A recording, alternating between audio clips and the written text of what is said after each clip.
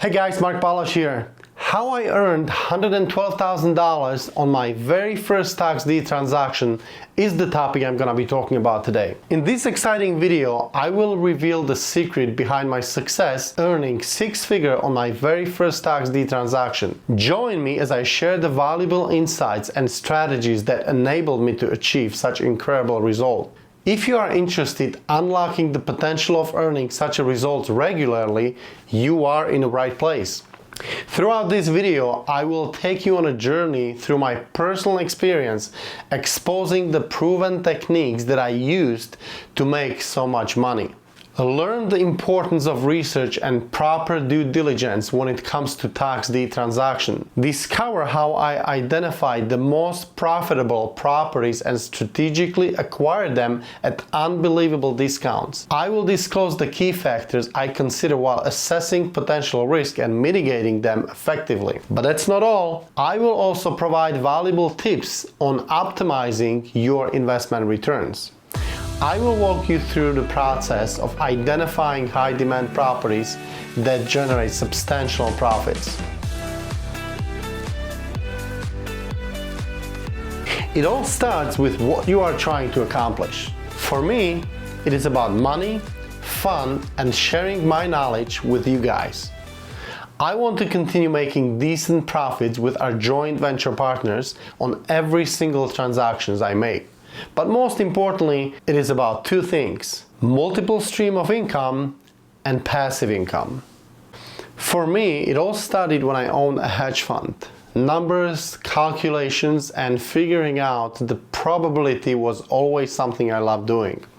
One of the things I was also frequently doing, especially back in the days when I was trading options, was doing the same thing you're doing right now. Keeping myself up to date with other opportunities, educating myself about other investments. My goal was to take 70% of the profits in trading and invest it outside of the stock market into another investment vehicle. Anytime there was any type of educational event or summit, I was there, learning, taking notes, and networking with other people with similar interest. During my research, I came across tax liens and tax deeds, which spiked my interest immediately. It took me nearly 4 months of extensive research to validate the information about this investment and find my new mentors, whom I paid over $40,000. I was reading a lot of articles and watching as many YouTube videos as I possibly could related to tax liens and tax deeds. And my problem was that one piece of information was saying this and another source was saying something else, which was contradicting. And that was, I think, one of the biggest challenges that I was facing at the time, not trusting all the information on YouTube. When I spoke to Michelle on numerous occasions, she kept assuring me that I would make all of my money back on my first tax deed transaction, and she ended up being right. I signed up and completed my mentorship program, which took some time, and I was ready to dive into selecting the states I wanted to invest in and researching the properties. And I remember being so excited about starting something new. So let me walk you through my process step by step and fully share my experience on my first property making $112,000. That was an exciting day for me and a great feeling knowing that I got my initial investment back. So first, I have identified the states and counties I wanted to invest in. I've been actively attending multiple auctions in those states and counties. I was doing a lot of traveling to those counties, mostly driving while listening all of my tax liens and tax deeds educational tapes in the car. I've done extensive research on the properties on my list, which included the crime, growth, the job market, the housing market. I wanted to know if people are moving in or out of the neighborhood. I was looking at the average earning for people living there, proximity to the closest, largest city people may be commuting to. So I just wanted to make sure it is a decent average neighborhood. And by the way, I have covered most of these steps in one of my previous videos. The majority of my time was spent between research and traveling. One of the counties I've selected was the Clayton County in the state of Georgia, and that is the county we ended up purchasing our first property at the auction. So let me share the document that I was looking at prior to the sale. Now what we're looking at is the exact same list I had with me at the auction. Now remember, we had multiple properties on our list we were bidding on. I had 161 properties on my list. I would import them into an Excel spreadsheet, and that made the whole process much easier for me. It also made me realize how important being well organized, especially at the live auction, really is. I knew all the properties that were called up at the auction. I knew the fair market value of those properties and what the maximum bid was. At that point, there was just no guessing, and I stuck to my maximum bid. Hence, there was no stress or emotions involved. A lot of those times when you're at the live auction, there is emotion. You always want to make sure you stick to your maximum bid. That's extremely important. Prior to an auction began, they announced which properties were redeemed. An auction started, I was focused, I had my list in my hands, and they started to call out all the properties that were being auctioned. The first thing I did after an auction was headed over to the county to pay for the property. I needed to have cash or cashier's check. These are the only forms of payments most counties accept, which make things a little challenging because I need to carry cash unless I had a cashier's check, or I could go to a local branch and withdraw the money. And if I do that, I always contact the local branch manager, letting him know that I plan on withdrawing X amount of dollars the next day. You would be surprised how many banks often do not have $20,000, for example. I've seen it. I needed to pay for the property on the same day. If I didn't pay, I could potentially be banned from attending the auction ever again, if you would just walk away. So I came to the county, paid for the property, the full $13,000, got a receipt, and that was all I had to do. Let's look at the numbers here. The fair market value of the property according to the county was $42,444. The fair market value according to my calculation was $72,000. According to the realtor, we could potentially sell the property anywhere between $90,000 up to $105,000. An opening bid or cry out bid was $2,843.71. That's money owed for the back taxes. My maximum bid was $13,000. The property was ultimately purchased for $13,000. I had to pay the full price of $13,000 to the clerk at the county. To summarize this, money invested $13,000. The property was sold for $125,000. Note, all of my effort up to this point was placed into research and physically inspecting the properties, making sure there was a physical structure standing. You never want to purchase anything unless you can physically see it. What happened to me several times in the past is there was a situation where I was inspecting the property, and in one instance the entire house was gone. That was completely burned down in a fire. There was no way I would have known that if I wouldn't inspect the property. I would assume that I'm purchasing the property, where in reality I would be just purchasing the land. So again, always make sure you set your eyes on a property before purchasing anything. The state of Georgia is redeemable deed states, meaning that there is a redemption period of 1 year. Simply said, there is nothing that you can do with the property during that time. That gives the property owner a final opportunity to pay for the back taxes. The property can be redeemed at any time during the redemption period. It can be redeemed in 4 days, 6 months, or 10 months after the auction. There is nothing that you can do with the property during that period because you don't know if the property will be redeemed, and remember, you don't own the property just yet. Did it bother me that I have to wait 1 year? Absolutely not. First of all, I'm patient, and second of all, I knew at this point that my worst case scenario is earning a 20% return on the property if the property is redeemed. Show me one investment where I can make 20% return with no rehab involved.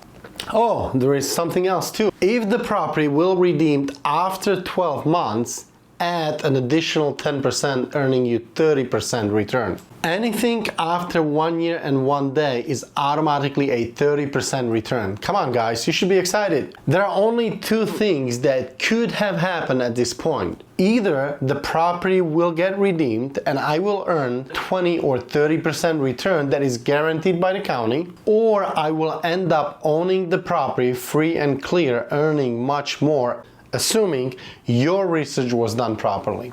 In this particular situation, the property was not redeemed, and as I was approaching the 1-year mark, I reached out to an attorney that handles these types of sales and started the barment process, which normally takes several weeks to complete. Barment is a legal process that attorney will need to complete by contacting each heir of the property. After the barment was completed, I could start the rehab and the legal process of obtaining a clear title on the property. That process may take additional several weeks to complete. Once an attorney was done with all the legalities and everything, that took several weeks. One of my companies became a new legal owner of that property, and I could do whatever I wanted with the property. Do me a favor, please let me know what you think about the information I'm sharing with you in this video. It would truly mean a lot to me if you would like my video, assuming you like new information and you like the content that I'm making. My company now legally owns the property. What's next? When you are at this stage, you really have multiple options. You can sell the property as is and quickly move on to the next deal. Have somebody else deal with the rehab. You can rehab the property and sell it with even higher profit. You could rehab the property and rent it out, or convert it into a short-term rental such as Airbnb, Vrbo. You can manage it yourself. You could move in and live in it. Not something we're recommending here. We're not here to learn how to purchase a home at a discount that you can live in it, although you can do it. We are here to achieve one goal, and that is to create an additional stream of income or passive income that will hopefully get you closer to your financial freedom, not entirely relying on your paycheck. Let me ask you a question. Which of those options, in your opinion, will completely change your lifestyle? And I want you to think about this for a moment. Actually, I will give you 5 minutes. I'll be right back. No, I'm kidding. The short answer is all of these options will change your lifestyle significantly. However, in my personal opinion, it is not always about the amount of money that you're gonna make. It's more about the frequency of these transactions and what you will do with the money once you earn it. Remember, each of those options have a different time frame, and we're not taking the redemption period into consideration here. Let's say you decide to do a rehab on the property. Let's look at option A. Yes, it will in most cases make you the most amount of money, but it will also take the longest because you will be doing the rehab, you will be dealing with the contractors, and that will take up to several months to complete. Let's take a look at another scenario. We're looking at option B. That will earn you less money, but it will take you the least amount of time, which means you may be able to do it, let's say, 2, 3, even 4 times annually. Now let's assume you start doing this in your qualified retirement plan in a tax-deferred environment. You have no idea what will that do to your account. I never promise or guarantee anything, but I can tell you with certainty, if you'll do that, you will have a very comfortable retirement. Here's one of my favorite quotes from Albert Einstein. Compounded interest is 8th wonder of the world. He who understands it earns it. He who doesn't pays it. Compounded interest is the key here, and your new retirement plan will be able to accomplish just that. One more thing I want to mention, if possible, do not go out even when your first transaction will be very successful and you're gonna make 6 figures. Do not quit your jobs. Try to keep your jobs as long as you possibly can, because you don't want to live off of the money you make. You want to reinvest it. Very important. Try to keep your job as long as you possible and do it on the side, at least at the beginning. In any case, I decided to do a full rehab on the property. I've pre-selected and hired a local contractor who completed the job in several weeks. I'm not going to spend any time going over the details of the rehab in this video other than showing you some images of the progress. So let's take a look at what the property looked like when the rehab was completed.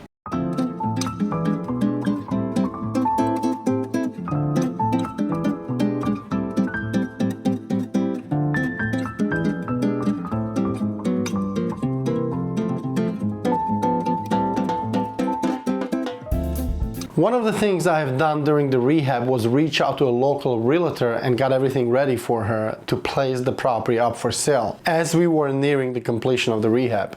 Once the rehab was completed, she was ready to make our listing live, and it did not take too long for the property to be sold. Let's look at the numbers again. The property was purchased for $13,000 at the auction. The property's fair market value was $72,000. The realtor can sell the property between $90 and $105, according to her. So we purchased the property essentially at 87% discount. We bought it at 13 cents on the dollar. The property was sold for $125,000. And of course, we had to pay money for the rehab, which was about $25,000. But the overall return on our investment was $112,000 plus the rehab. So you can calculate the ROI. It's phenomenal. And this was my experience of purchasing our first property at a tax deed sale. I want you to think about this. If you do 2 deals like this annually, how will that impact your life? I can tell you it changed mine for sure. It opened a whole new window of possibilities. I'm telling you, it will change your perspective on how you are looking at it after your first deal is completed and the amount of money you will make on it. Even if you want to start with tax deeds, it's a good idea to purchase 1 or 2 tax liens that you don't have to spend thousands of dollars. Get a tax lien for maybe $200, $300 here and there. But get familiar with the process and it's going to be exciting. In any case, at that point, I just thought about the whole experience, thinking about how many times I can repeat the process. And from that point on, I was thinking big. What you want to do is repeat the process and keep getting better at it, doing bigger and better deals. Whether it is you by yourself or you're finding a partner. You also want to keep expanding to other regions once you have more experience under your belt. I strongly encourage you to have your new qualified retirement plan set up, allowing you to do all your deals in tax-deferred environment, which will allow your account to explode over time. We reached the end of this video. I really hope my story was encouraging enough for you to get started and start buying both tax liens and tax deeds. Stay tuned for my upcoming video where we'll cover the entire research process in details, searching for most attractive properties, looking at the neighborhood, evaluating the numbers, looking at the risk, selecting properties that makes the most financial sense. Expect to learn a lot in this video we'll be releasing very soon. Hope to see you in my next video. Until next time. Oh, one more thing. Please do not forget to subscribe to my channel if you like the information and continue learning something here. Thank you.